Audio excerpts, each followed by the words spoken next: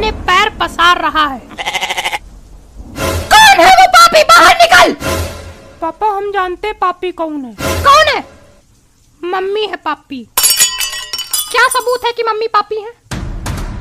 जिस प्रकार काका की पत्नी काकी होती है, मामा की पत्नी मामी होती है, नाना की पत्नी नानी और चाचा की पत्नी चाची होती है, उसी प्रकार पापा की पत्नी पापी होती है। पापी होती है। पापी होती है। अपने पैर पसार रहा है।